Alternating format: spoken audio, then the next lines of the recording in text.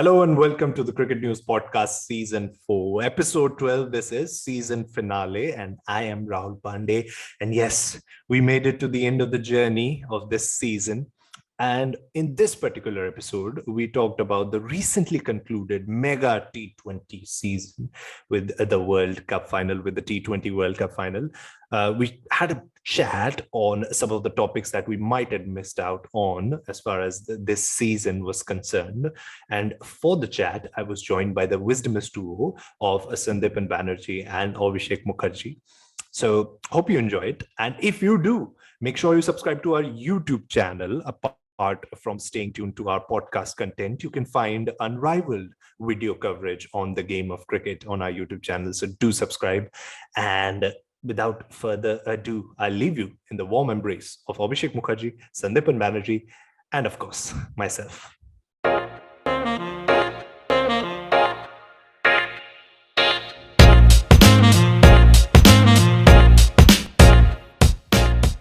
And so we've finally come to the end of this journey, the fourth season of the cricketnews.com podcast. A special feeling it was bringing you all these conversations week in, week out for the last 12 weeks. And joining me today in our season finale episode are my two special companions who've kept me really warm and to the date in this journey. Abhishek Mukherjee and Sandipan Banerjee. Thank you so much, gents, for joining us for one last time this season. First and foremost, first things first, has the fatigue withered off now that the T20 World Cup is over? I know you've been occupied by talking about the India-New Zealand series, working on that, but have you been able to take some time and reflect back on the cricket that we saw over the course of last 2 months? The UAE and Oman T20 season particularly. Abhishek da, I'll start with you.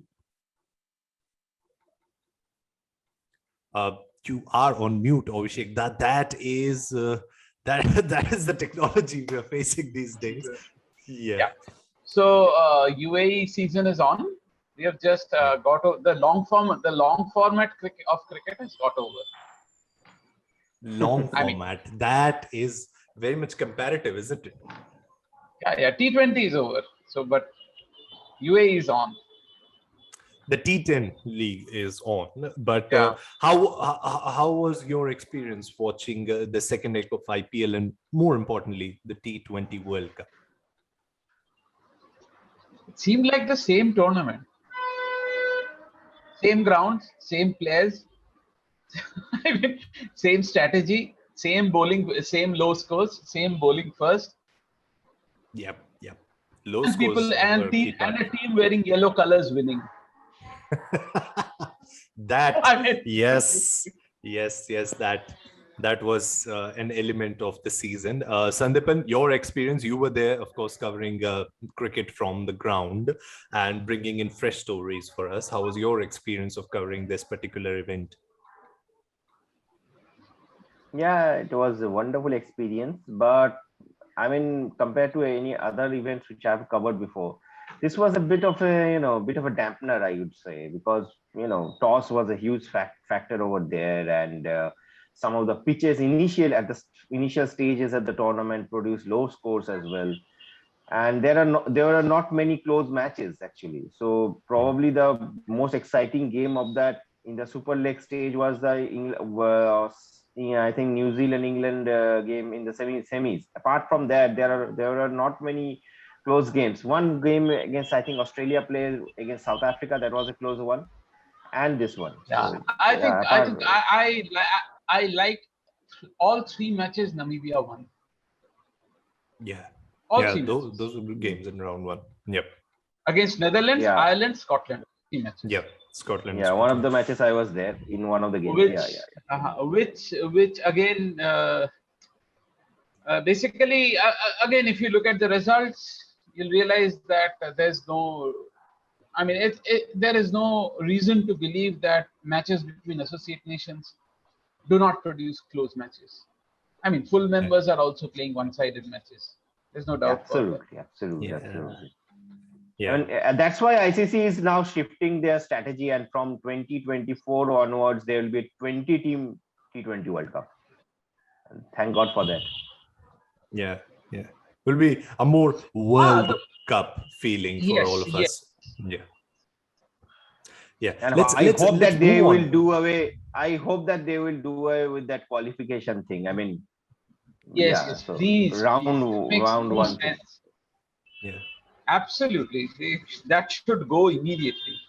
Yeah. And And the statistically other thing speaking, is, I don't see why they can't replace the Champions Trophy with a T20. a T20 Champions Trophy, that is what you're saying. The Champions, yes, the Champions Trophy 50 over doesn't make any sense. See, the Okay. idea of the Champions Trophy was to promote the game in associate nations. It was a knockout tournament. The first two editions were held in Bangladesh, who were then not a full member side in Yeah. 1998.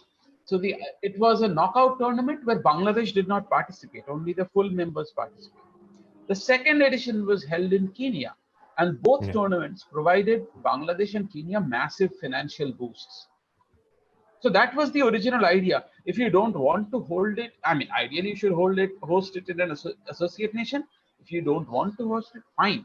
But at least include more teams, not make it a small thing.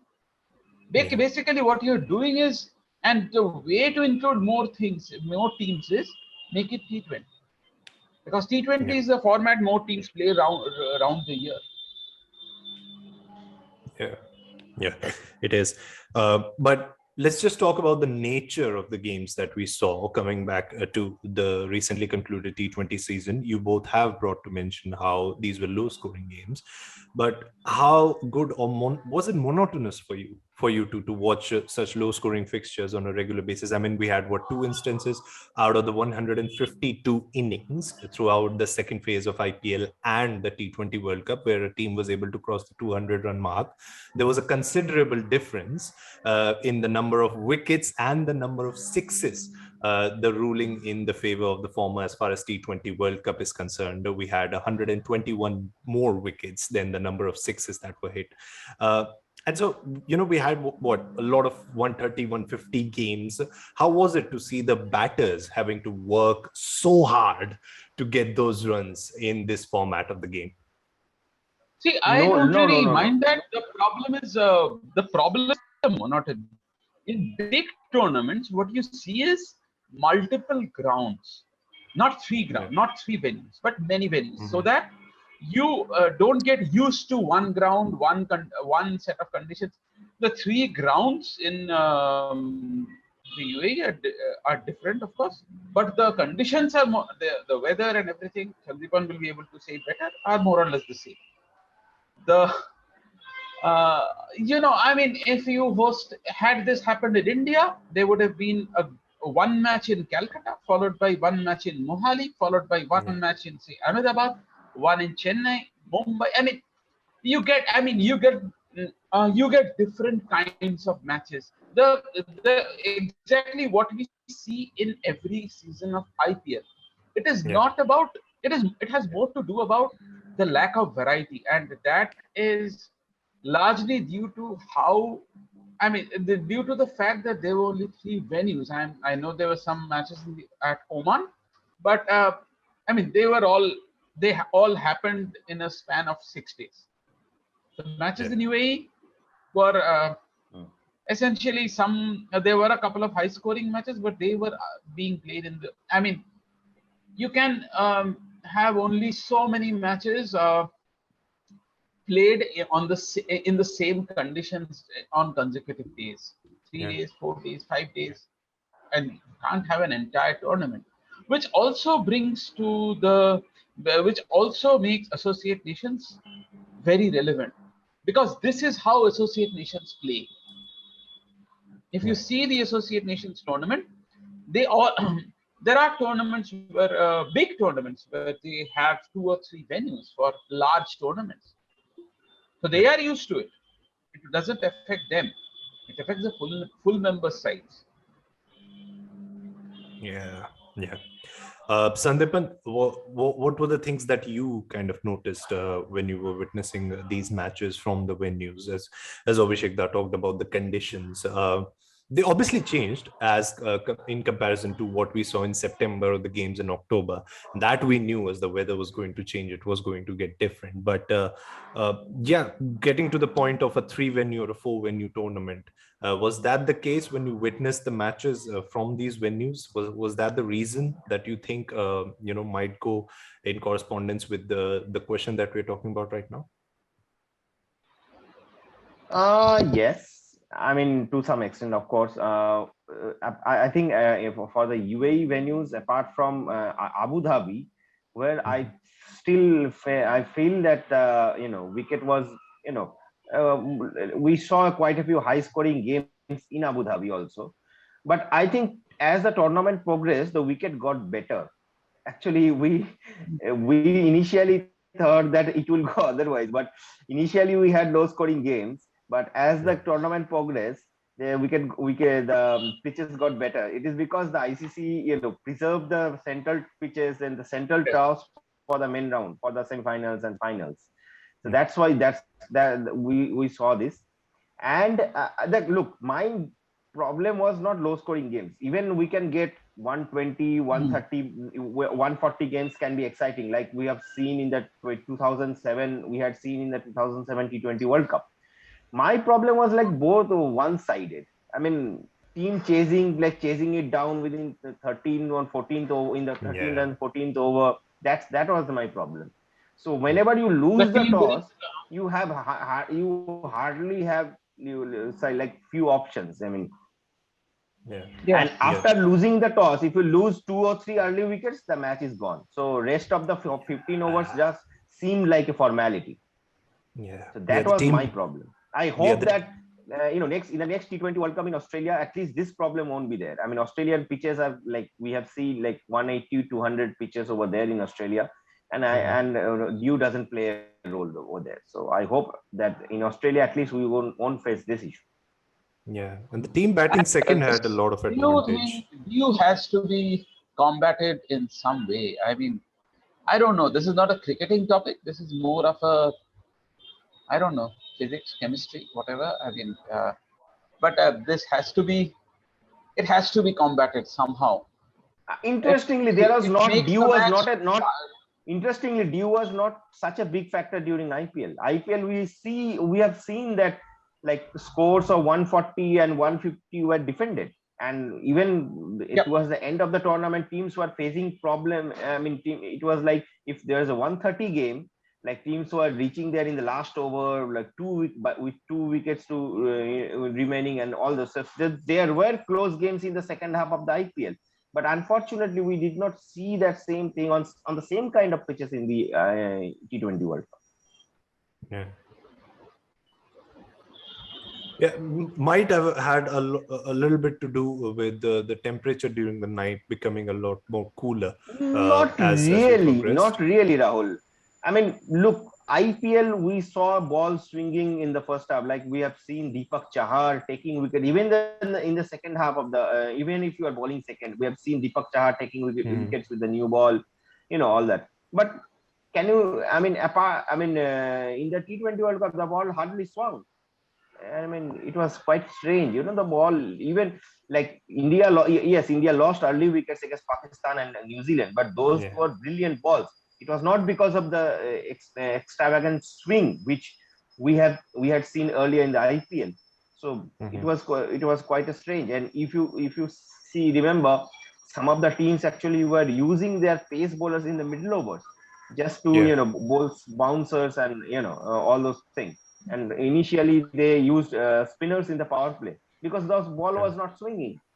I think that is something we saw in last night's match. In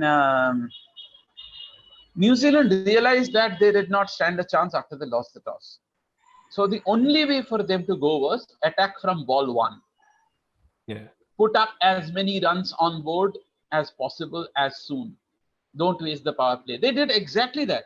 And while chasing, India also did exactly that. Both sides started on the and what India did was they realized that there was no swing. They realized that dew will make things difficult. So Akshar Patel came on in the 3rd over, 4th over. So the idea was to get a couple of spin overs out of the way as soon as possible Yeah. before the real dew creeps in. So that was nice thinking. So over, over time, teams will come up ways to combat these things. Yeah. But yeah, Yeah. by that time, a World Cup will be hosted in entirely different conditions. Yeah. And that's kind of the way through, because we saw the schedule for the next over the next 1 decade or so is clearly a lot more jam-packed that we have been used to in the past. But that's going to be an opportunity for quite few teams to get through those upsets. International What we cricket, shall see, the world problem cricket, will not be a during the world T20. event in the mainland USA. That's the biggest thing I think for to happen for cricket, I guess. Yeah, I'll give you something. When the first edition of the IPL was of the Champions Trophy was decided in 1998, Bangladesh Yeah. was one of the three venues considered. A second Yeah. venue was all matches were played in Dhaka. Hmm. Basically, the idea was 9 matches on the same venue. So no, 8 matches on the same venue. So on 8 consecutive days. So the second option was Sharjah, and the third option was Disney World. What? So it could have been the first large tournament to be held in the US. That did not happen. US, remember, has hosted the first known international match in 1844, US against Canada. The US versus Yeah. Canada match still happens. It's the Auty Cup. It still happens. So, and until the First World War, 1914, USA were one of the strongest cricket teams. Then the shift to baseball happened. Yeah. Because at that point, I think the US had a stronger team than probably South Africa for a long time. So after after England and Australia, it was probably USA. And the other thing is, the first mention of cricket in the USA is dates before the first mention of cricket in both India and Australia. Nice. Yeah. Nice. And would have been quite the match in Disney World, as you talked about, maybe in the presence of a certain Jack Sparrow and a certain Iron Man. Would have been something to watch that cricket match. We might as well see it in the next tournament that we are talking about. But let's come back to what we were talking about initially. There were quite a few interesting conversations that I saw unfold, which our listeners and our viewers aren't wary of.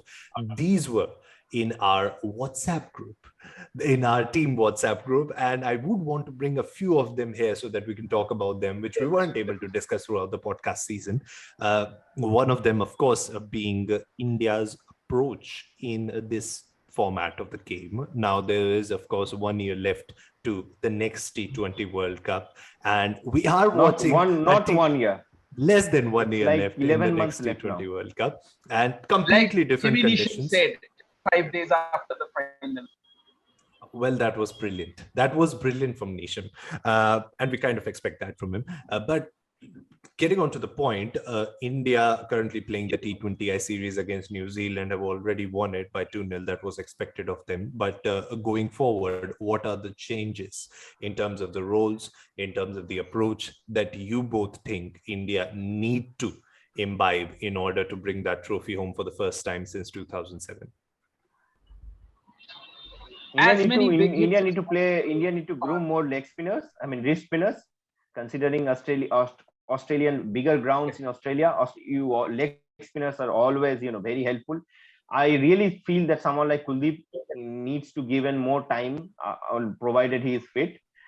Rohit Sharma, we have seen quite a bit of flexibility from him. Yesterday night, he promoted Venkatesh Iyer at number 3. So basically, he's trying to give the new boys a time out there. Remember, in Australian conditions, Venkatesh Iyer can be a good addition to the team. Even like his bowling will be more effective, and he's a good puller and hooker he plays the pull shot and hook shot quite well. So I think someone like Venkatesh Iyer can be a good prospect. In the bowling department, we already have a fantastic bowling attack, but I like Ashwin and someone like Rahul Chahar, I would like to see them playing more games.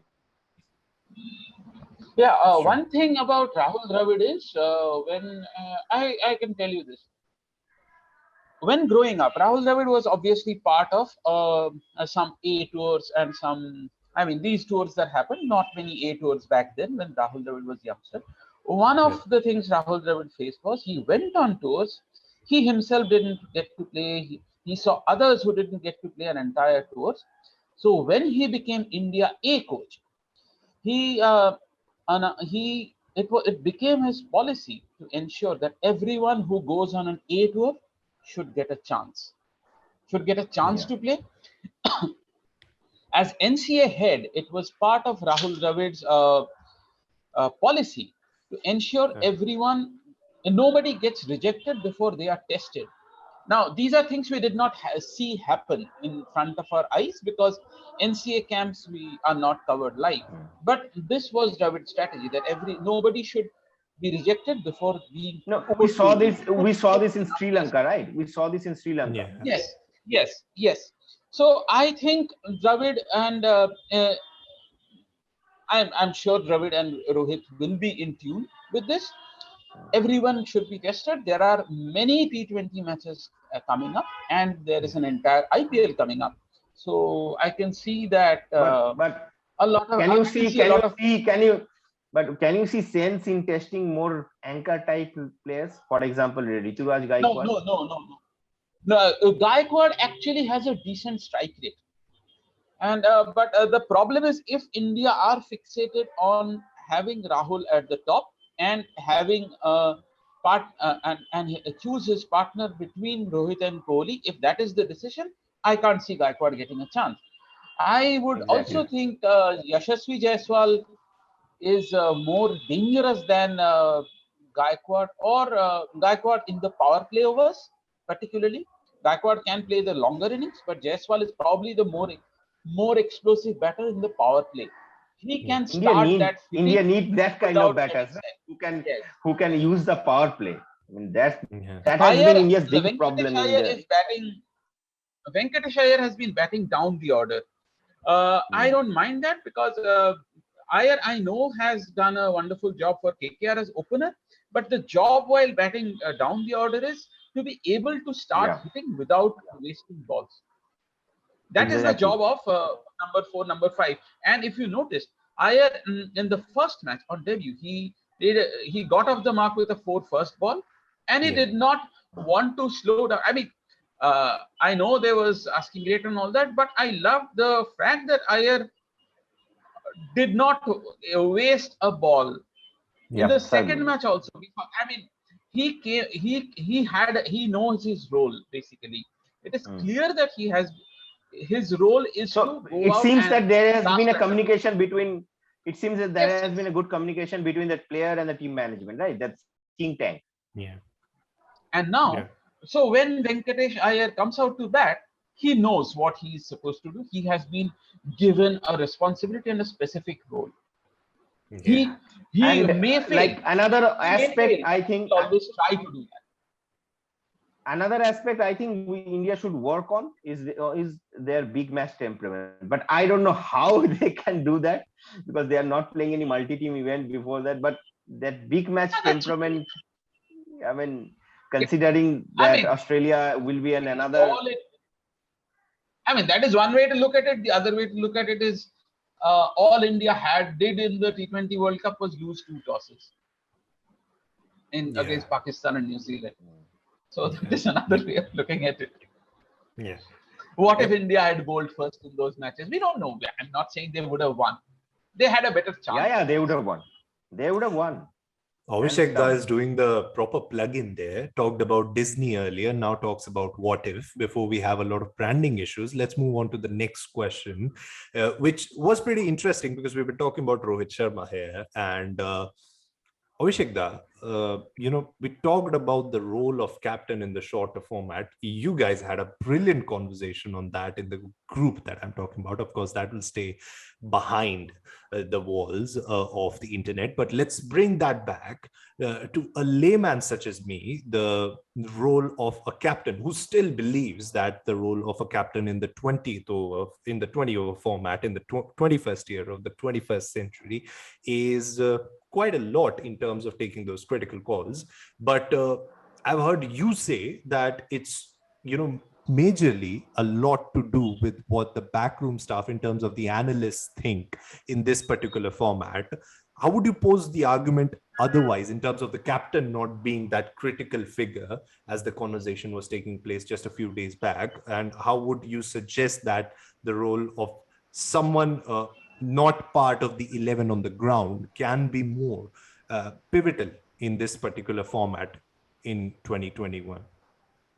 I think Cronier and Woolmer had tried that in 1999. I think that is the future of cricket. A captain, any cricketer, all 11 cricketers on the ground already have to do a lot of planning, a lot of things they're deciding. They are having to decide. They are checking a lot of things. So why should Sure. the captain be burdened with things like how many overs which bowler has left? That instruction can come from the back room Yeah. over a earphone. Well, I mean, this is not some. This is not. I mean, the captain, and the all 11 cricketers are out there to do something the No, no, others no. cannot. I They think are the then it best will be 11 misused, cricketers right? in the country. Then it will, if there is a earphone allowed, I mean, No, it will be the misused. I mean, final call. they can consult while going for a DRS. They can consult, I No, no, mean, that not as that that. that law can be that law. Yeah, yeah. If so, if that happens, then the fielding side's DRS has to come down to 5 seconds or something. Wow. I mean, something like that can always happen. I mean, we had this conversation in the world of football as well. Bayern Munich's coach, Julian Nagelsmann, has been an advocate of the players having an earpiece on the ground so that the manager can communicate to them. And this is, of course, considering that football fans are quite a lot more vocal, and it's difficult for the coach to convey the message to the players, especially when the game is also that volatile. But this is pretty interesting. I think we are doing a Julian Nagelsmann alternate in the world of cricket. It No, sounds pretty see, interesting. So, the cricketers are there because they are the best 11 best cricketers in the country. Why burden them with the extra pressure of calculations? Calculations can be done in the yeah, back room in front of a computer. Why Yeah, why burden them with that extra that is brain work? already been done. That is already been done. That's why we Yeah. see players running out with a white paper with Yes. all the Yes. DRS, with Yes. the Yes. all Yes. the calculations. But I So don't know essentially, whether whatever allowing a calculation earpiece is done, will be a good or not, will be eligible or not. Though we have already seen broadcaster doing I'll tell that, you another thing. broadcaster talking with the players while during a live game. yeah, We have seen we've that seen that. already. Yeah. Yeah. The other thing is in 1992 semi-final, New Zealand. New Zealand won all but one league matches. They topped the group and they were easily the best team in the league. So they were playing Pakistan in the semi-final. Martin Crowe was the captain. He he was injured while batting, and while Yeah. fielding, John Wright led because Crowe could not field. Okay, so and Pakistan won the match with 1 over to spare. Years later, I mean, Martin Crowe wrote in his autobiography, and later he wrote a scathing piece. Let's check it online. That Crowe actually gave instructions to Wright who should bowl which over on a piece of paper. He gave it to Wright to carry.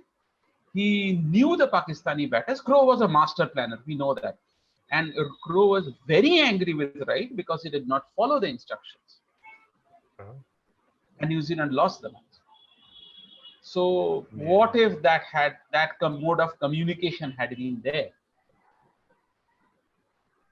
Interesting. Sounds pretty interesting. Sandipan, your opinions on this? What are the counterpoints that you want to bring in on this? I think if you allow earpieces on the ground, with players, I mean, I don't know. I feel it will be misused. So that's my only concern. No, Anti-corruption, see, anti-corruption units might have a thing or two to say with that Yeah. also. So yeah, we all know it has to how be volatile properly, the sporting. because commentators use that to Yeah, communicate. commentators, broadcaster have used that for Commentators like can use that. for briefly, like once you are done with the chat, you have to the player generally returns I mean, do away with that equipment. So I So am still essentially, not sure. what You can can also be done actually, is, so you can essentially, have a big suppose screen. a You new can batter have a big comes. screen, like we have seen Mhm. some of the teams communicating with numbers, like Yeah. England do. They Yeah. communicate with Yeah, on the on-field players like ah, Morgan with no, it's the numbers. same thing. Yeah, the mode of communication they can choose.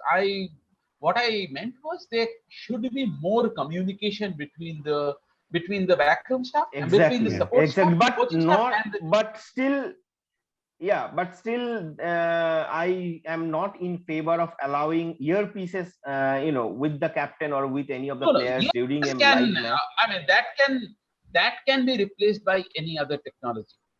Yeah, yeah, That like is you can send your that is my choice. yeah, papers, calculate. As soon, probably people will not will come into the ground with tabs. I mean, we'll see that soon in very near, like probably in a year or Yes. so, we'll see Yeah. I do hope, but gents, I do No, hope see that what I didn't get that. tabs instead of a tabs, white paper, the big tablets. tablets. Yeah. They all that needs to happen is they have to be unbreakable. That's it. And No, also, no. I do During the believe that, break, during the in the middle of the overs, like we see Yeah, player yeah. running So running onto the field with Sunrisers a piece of paper. Sunrisers Hyderabad once, I think someone six once broke a Sunrisers Hyderabad laptop Yeah, during the yeah. IPL. Yes, yes, yes. The analyst was using it in the dugout, and the six broke the laptop. Yeah. I don't know whether it broke the laptop, it hit the laptop. I do hope that the laptops and the tablets that are being used don't hang in crucial moments so that teams have to face a defeat in big knockout matches. Well, I believe the one thing that can be done to ensure that no other practices take place as far as the earpiece thing is concerned, if it happens at all, is to have someone like our producer in the background checking what the conversation is going on. Speaking of that, well, I think it is time, as our producer has already gestured in the special inbox that we have here. It's time for us to conclude this episode. Has been a pleasure. Has been a brilliant ride with you two in this season of the Cricket News podcast. And well, before we know, we'll be back with season 5. But this is it. This is it, gents. Let's conclude this season. Thank you so much for joining me in this journey. And thanks to our listeners and our viewers for joining us in this journey. Has been real fun talking cricket and bringing cricket to you. We'll be back soon. Stay tuned to Cricket News for everything about cricket.